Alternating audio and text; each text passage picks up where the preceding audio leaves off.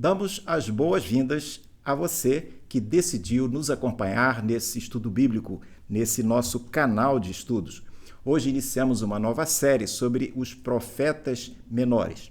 São 12 profetas menores, mas na série nós estudaremos apenas 7 deles, começando com Miqueias.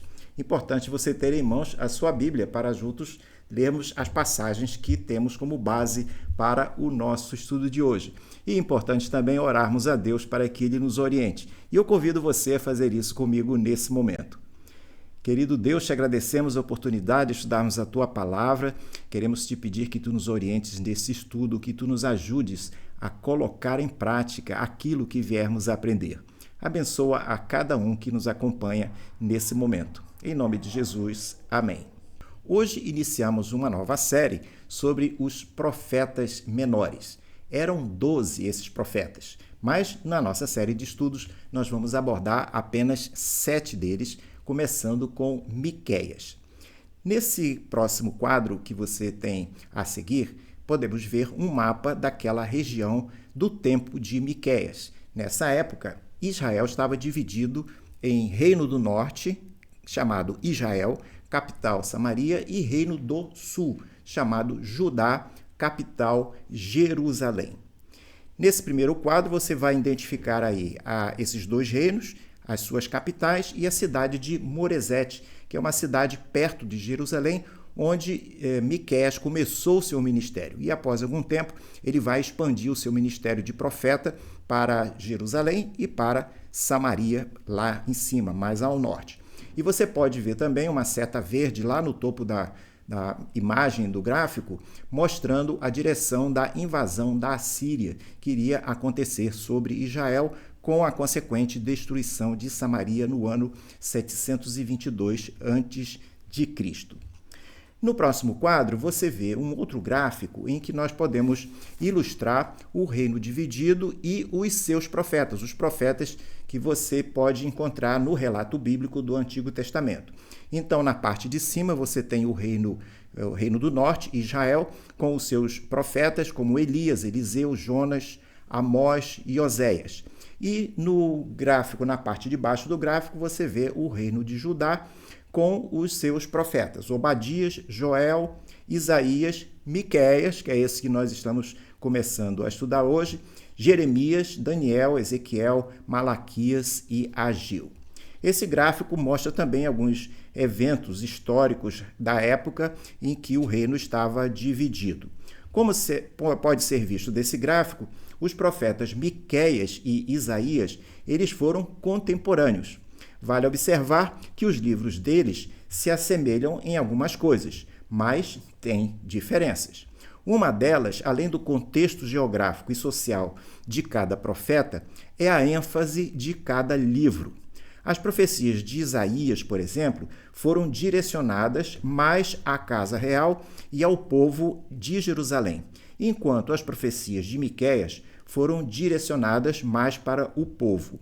O nome Miqueias transmite uma pergunta. A pergunta é: quem é como o Senhor? Quem é como Jeová? Esse nome contém uma mensagem poderosa de que não há Deus igual ao único Deus soberano, Jeová. Miqueias é o único profeta do grupo dos 12 profetas menores que falou aos dois reinos, ao reino do norte e ao reino do sul. E uma característica de Miqueias é que ele viu os erros de sua própria classe social, o povo simples. Com isso, ele se tornou o grande profeta da reforma social daqueles tempos. Miqueias iniciou seu ministério, como mencionamos, na pequena cidade de Moresete, cidade natal perto de Jerusalém. Porém, ao longo do tempo, como também mencionamos, ele vai expandir seu ministério para ambos os reinos do norte e do sul. Ele profetizou vários eventos importantes, dos quais destacamos nesse momento 5 deles. O primeiro evento foi a invasão da Assíria, a invasão do Reino do Norte feito pela Assíria, incluindo a queda de Samaria, que ocorreu no ano de 722. Segundo evento histórico que ele profetizou foi a tentativa de invasão dos assírios não agora contra Israel, mas contra Judá, que ocorreria cerca de 20 anos mais tarde, no ano de 701, e que, diga-se de passagem, foi um fracasso por conta da intervenção de Javé. Terceiro evento que encontramos Miqueias profetizando foi a invasão dos babilônios contra Judá, que culminou com a destruição de Jerusalém, ocorrida anos depois, em 586 a.C. Quarto evento que podemos relatar, Miqueias profetizou o início do cativeiro dos judeus na Babilônia e o retorno desse cativeiro que ocorreria 70 anos mais tarde sob a direção de Esdras e Neemias. E, finalmente, nessa lista de destaque de profecias, podemos identificar que Miqueias profetizou que o Messias, Jesus, iria nascer na cidade de Belém da Judéia, o que efetivamente aconteceu 700 anos depois. No próximo quadro, vemos algo sobre o contexto histórico da sociedade no tempo de Miqueias.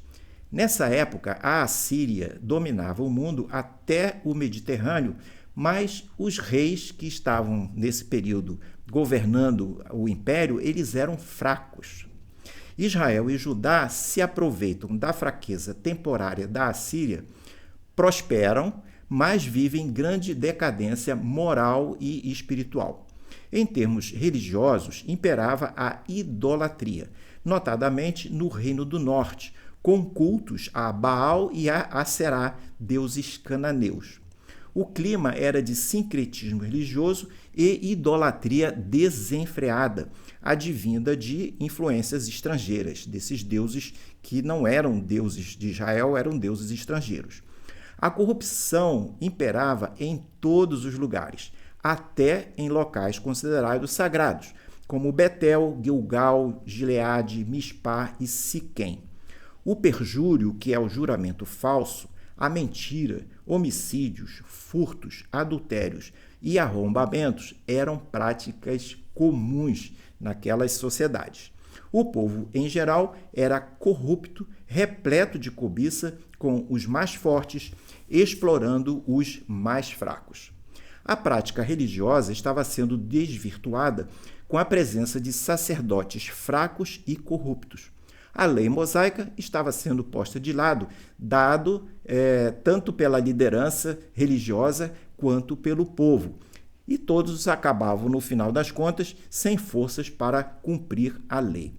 Em Miqueias, no capítulo 1, verso 9, o profeta fala sobre uma ferida incurável, referindo-se à queda do Reino do Norte sob o domínio dos assírios. No primeiro capítulo do livro, o profeta faz uma denúncia contra Israel e Judá pelos seus pecados. Nos capítulos 2 e 3, ele descreve de forma mais detalhada o que estava acontecendo. A denúncia mais séria que ele apresenta é o pecado da opressão. Os profetas, ou o profeta, denuncia, o profeta Miqueias denuncia os ricos, intolerantes e negligentes como sendo os maiores culpados. A prosperidade criou uma classe de pessoas ricas, orgulhosas e gananciosas. Isso aconteceu porque os pobres não foram protegidos dessas ações pelas autoridades que Deus havia nomeado para guardar os direitos de todos. Quanto aos moradores do campo, quando eles encontravam dificuldades em produzir o que lhes era exigido pela classe rica, os mais fortes tomavam suas propriedades.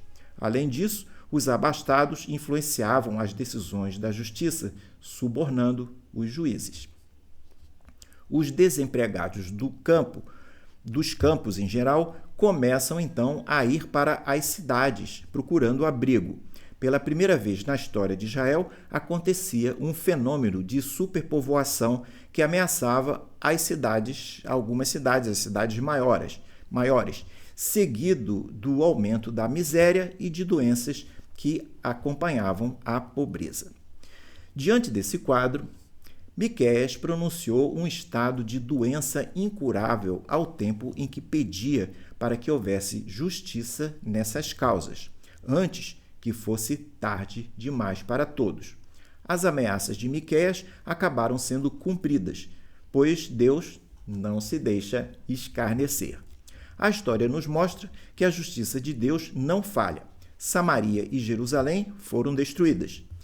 Em resumo, quando lemos Miqueias capítulo 1 e 2, parece que o povo mais abastado em geral, as autoridades civis e as religiosas estavam em um estado amplo de corrupção. No próximo quadro, vem uma pergunta que nós abordamos aqui, motivados por essa descrição do contexto de Miqueias. E a pergunta é: será que existe algum paralelo entre os tempos de Miqueias e os nossos tempos? Vimos que Miqueias foi um profeta do campo que sentia na pele o que as decisões das elites de Samaria e Jerusalém causavam aos mais vulneráveis. Traçar um paralelo com o Brasil atual não é apenas possível, mas é algo quase que inevitável. Os mecanismos de opressão mudam, mas a natureza humana e a dinâmica do poder são as mesmas. A seguir, vemos alguns paralelos que identificamos entre a Israel e Judá do século 8, do tempo de Miqueias, e o cenário atual em nosso país. Vamos lá? O primeiro paralelo tem a ver com a corrupção planejada. Aparece no verso 1 do capítulo 2 de Miqueias. Lemos o seguinte texto: ai daqueles que ainda no seu leito imaginam a iniquidade e planejam o mal. Ao amanhecer, eles o praticam porque têm poder para tanto. Esse texto nos diz que as elites abastadas passavam a noite em claro desenhando estratégias legais e financeiras. O objetivo era confiscar as terras e as heranças dos camponeses pobres. Eles tinham o poder jurídico e político para fazer a ganância parecer legal. Em nossa sociedade, o paralelo está no chamado fisiologismo político. Esse termo significa uma prática em que partidos ou políticos individualmente apoiam governos ou autoridades e votam projetos não por convicção ideológica ou por uma necessidade real para o país, mas fazem isso em troca de favores, cargos, verbas ou benefícios privados, o que subverte o interesse público em favor de interesses privados, interesses particulares. Outro item que mostra o paralelo é o planejamento de esquemas de corrupção em gabinetes trancados. Dessa forma, nascem as fraudes em licitações e o desvio de verbas de fundos públicos e privados. Isso tudo desvia recursos financeiros da saúde, da educação, de aposentadorias e de outras áreas da vida do país. Segundo paralelo, as ações de milicianos e outros e a especulação imobiliária. Isso aparece no verso 2 do capítulo 2. Nesse texto de Miqueias 2:2, nós lemos: cobiçam campos e se apoderam deles, cobiçam casas e as tomam. Na época de Miqueias, o confisco de terras agrícolas desestruturava famílias, tirando delas o meio de subsistência e a dignidade. Na perspectiva bíblica, a terra era vista como herança. Em nossa sociedade hoje, o paralelo aparece em duas áreas: no campo e na cidade. No campo, em certos lugares, em algumas oportunidades, algumas vezes, têm ocorrido conflitos agrários e grilagem de terras públicas, e a expulsão de comunidades ribeirinhas, indígenas e pequenos agricultores. Isso acontece por ação de capangas ou por processos jurídicos manobrados. Já nas cidades, o paralelo aparece de forma mais visível na ação de milicianos ou traficantes. Esses simplesmente expulsam moradores de comunidades para se apossarem de suas casas.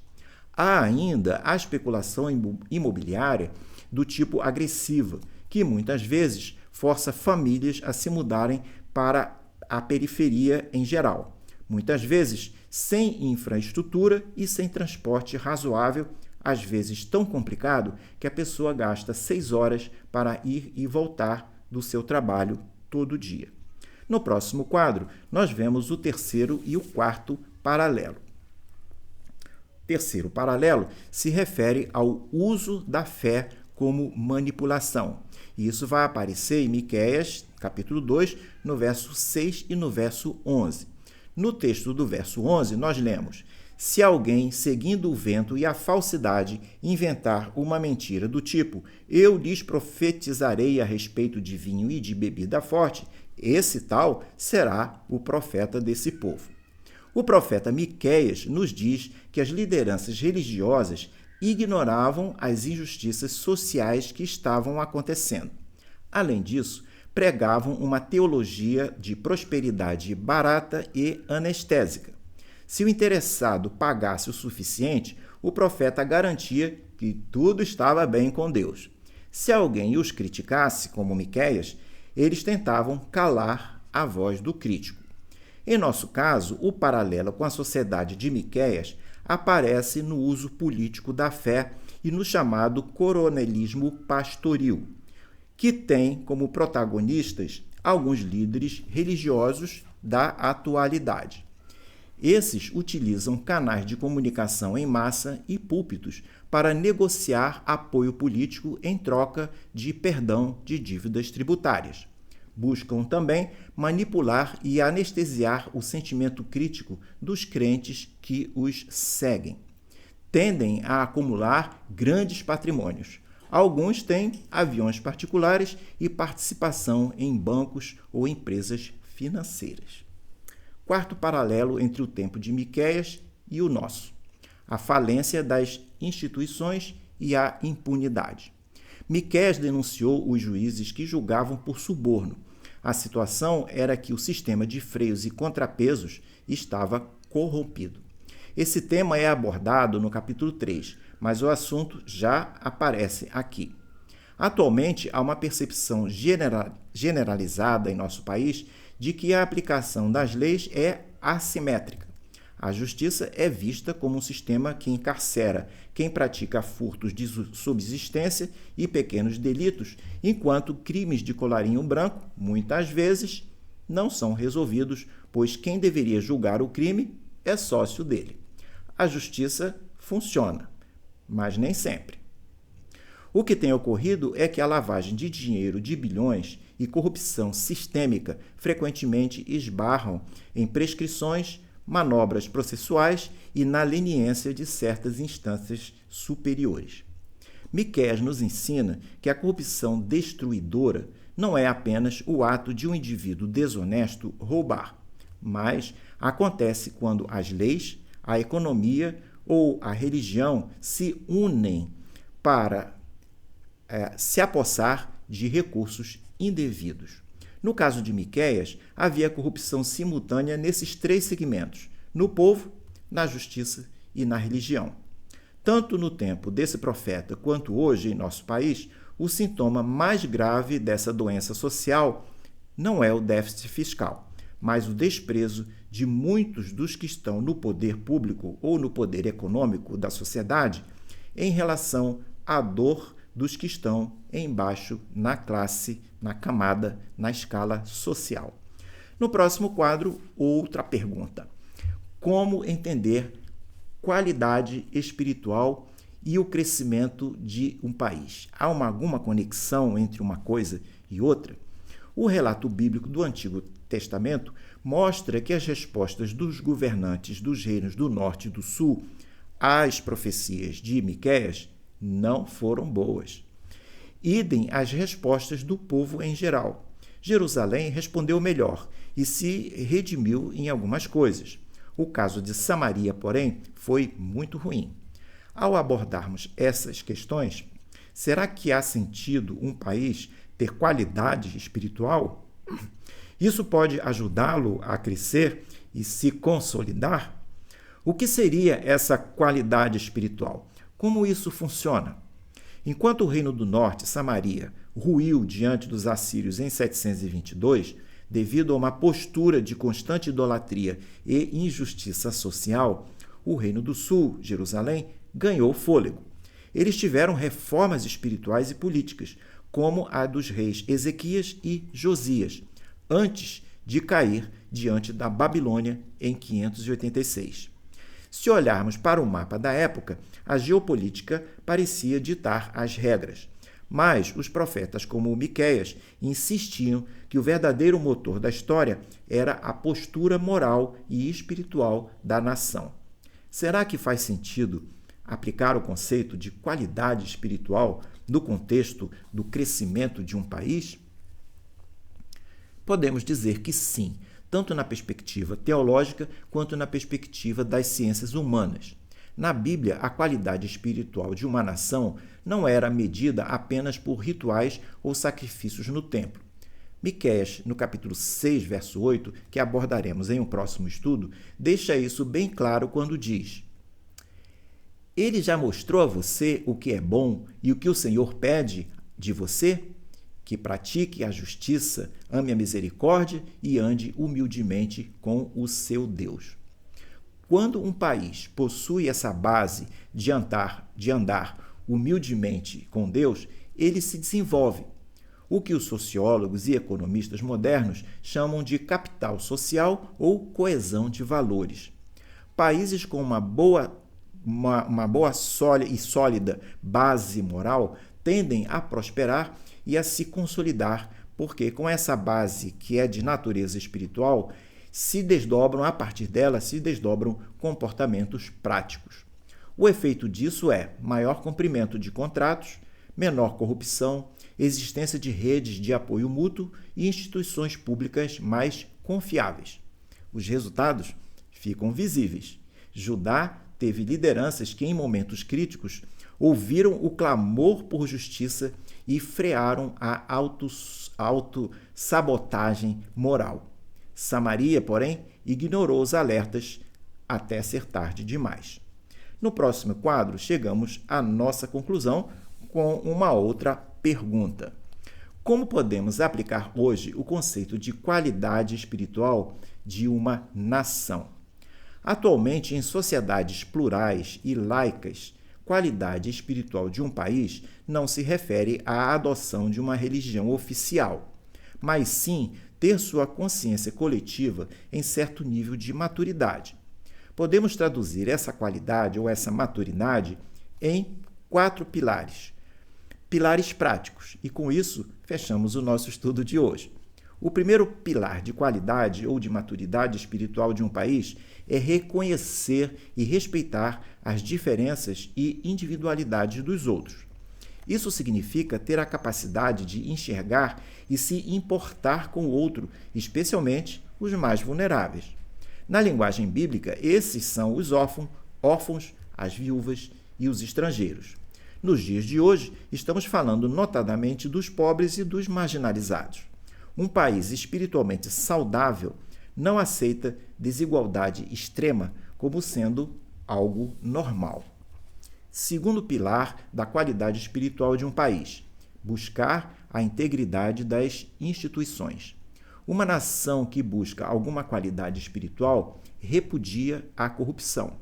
Quando a liderança e o povo compartilham o valor de que o bem público é sagrado, o país cresce. Quando a mentira e a vantagem própria imperam, o tecido social esgarça. Um provérbio popular diz que, quando os dirigentes perdem a vergonha, o povo perde o respeito. Terceiro pilar: considerar sempre o propósito coletivo. Qualidade espiritual também de um país ou de uma nação também significa ver com olhar além do próprio umbigo. Um país com alta qualidade espiritual debate o futuro das próximas gerações, protege o meio ambiente e cria projetos de longo prazo que exigem até certo sacrifício no presente para o bem de quem ainda vai nascer. Quarto pilar: se empenhar em manter a cultura do diálogo e da reconciliação. Qualidade espiritual de uma nação é a capacidade das pessoas de confessar erros, corrigir rotas e buscar a paz. Cidades e países que se afundam no ódio e na polarização destrutiva perdem sua energia criativa e se destroem por dentro, como os profetas previam. De uma forma resumida, pode-se dizer que a qualidade espiritual de um país é a força invisível dos seus valores morais aplicados na prática. Quando esses valores são altos, a nação se consolida e resiste às crises. Quando eles apodrecem, a estrutura econômica e política desmorona por consequência. Para responder ao colapso que denunciou nos primeiros capítulos, Miqueias não apresenta uma proposta de reforma política ou um plano econômico. Ele vai direto à raiz do problema e propõe algumas soluções, a partir do fato de que a corrupção social é o sintoma extremo de uma falência espiritual e moral interna. É o que veremos em algum dos próximos estudos dessa série.